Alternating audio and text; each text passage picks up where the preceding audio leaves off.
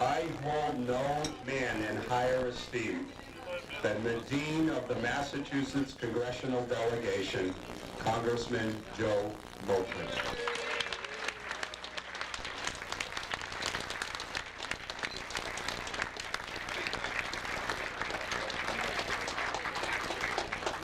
Eddie, thank you very much. It was nice to be at the table with Tom Kelly, a Congressional Medal of Honor winner, and his buddy, Charlie McGilvery. Charlie didn't bring too much time, I noticed. But it's great to be here with all these veterans and sons and daughters of veterans. And whenever I'm in a World War II veterans get-together, brings to mind a favorite story of Tip O'Neill. It seems that World War II was coming to an end. Hitler sent for his top agents. And he said, look, we've got a spy in Galway named Murphy. And he can give you some information, and we can beat the English. Then we'll only be fighting on one front, and we may be able to win this war. He said that Murphy is a very top spy. And as such, you have to be very precise with the password. The password is, the grass is green, the moon is high, and the cows are ready for milking. So he gives them all the information that he has to transport. One night, a dark night, the spy took off over Galway. He parachuted, landed in the farmer's field, and he's walking through the furrows, and he comes across a farmer. So the farmer said, stranger, can I help you? He says, oh yeah. He said, I'm looking for Murphy. The farmer says, you're in Galway. He says, we got Murphy the farmer, Murphy the baker, Murphy the salesmaker, Murphy the undertaker, Murphy the lawyer. He says, in fact, I'm Murphy the farmer. He says, you're Murphy the farmer? Puts out his hand, he looks into the farmer's eyes, and he says, the grass is green, the moon is high, the cows are ready for milking. He says, you are Murphy the spy. He lives over the delicatessen downtown.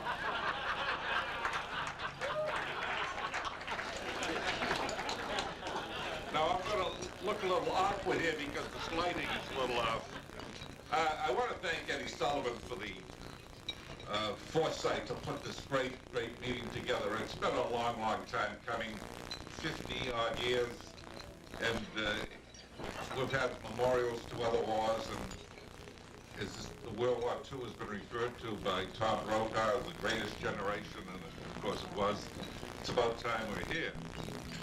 But I'd also like to thank those who kept the honor of our veterans alive, the Gold Star mothers, the veterans of foreign wars, the American Legion, the DAV, Tommy Lyons in his homeless shelter, the work he's done for veterans.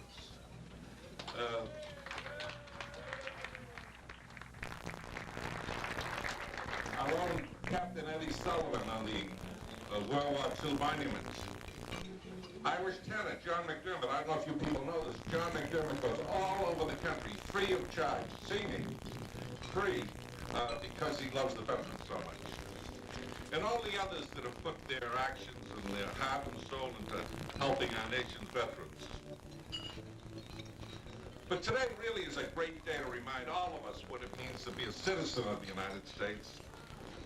And to remember all those sacrifices that we've had alluded to here, of brave men and women who throughout our nation's history made possible what we consider the American dream. Today is a great day to remind us to rededicate ourselves to remembering the men and women who in those days left their jobs, left their families, left the safety of America's shores to risk their lives in foxholes or on beaches and ships and airplanes all over the world. And today is also a great day to reflect on those principles and traditions that make Americans who we are. America is the world's melting pot, and it's constantly evolving, but Americans must never forget the generations that came before and the immigrants who built this country with their blood, with their sweat, with their tears. And we all know that being an American is not about race. Being American is not about ethnicity or any other label. American is about being decent, it's about honor, it's about individual human dignity. Being America really is about respect. It's about respect for the ability to allow people and their families to make a home, to raise their children to respect others to whom they are, to respect the rights of others, and to foster future generations who believe that children's dreams should have no limitations. That requires courage, and that's what the American veteran is all about. We've got our own heroes. We've got the Tom Kellys, the Tom Huttons, the Charlie McGilverys. But we get prominent patriots like Paul Revere and John Adams and Crispus Attucks, John Hancock, and those men and women names that are etched on war memorials all over the world. To the young men who grace every street corner in South Boston and other parts of the city. To the names that appear in city and town halls throughout the entire 50 states. And to those missing in action, we should never forget. Yeah.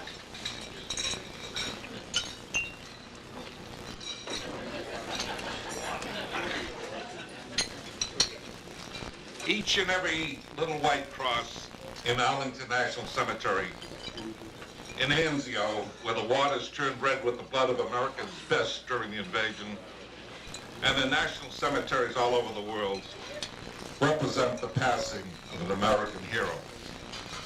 These brave soldiers gave their life, their liberty, many of whom were only 18, 19, and 20 years old at the time of their death. And how many others have died in the waters, in the Atlantic, in the Pacific, Southeast Asia, and seas all over the world. For them, there's not even that little white cross to tell the world that they had a mother, they had a father, they had brothers and sisters, or sons and daughters who survived them. My friends, we all know that Boston is the cradle of liberty, the cradle of American democracy. This is where it all began. Places like Faneuil Hall, Dorchester Heights, Castle Island, George's Island, the old State House, the old South Meeting House, African Meeting House, the old North Church, South Station, Dewey Square, named for that great admiral who marked a very important place in American history. From the Boston Massacre to the Boston Tea Party, Boston has traditionally led this country, appreciating and protecting freedom and liberty that galvanizes the entire American spirit and has guided America for 224 years. I'm told that during World War II that some 46 million people went through South Station, marking the end of World War II. And if you are the people who in World War II can remember, in the days of World War II, patriotism was just flowing in the streets. I mean, there were so many people wanting to get into the military. Recruitment stations closed down, not for lack of applicants, but because there were too many applicants. They had to close down and keep their records, get them up to date. But we all know that modern history soon becomes ancient history, and time is fleeting. And sometimes the best of us can forget.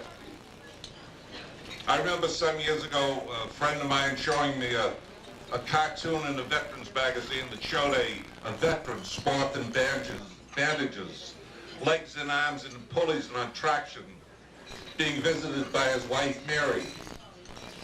He turned to his wife and he said, "Mary, am I still an American hero or just a drain on the taxpayers?"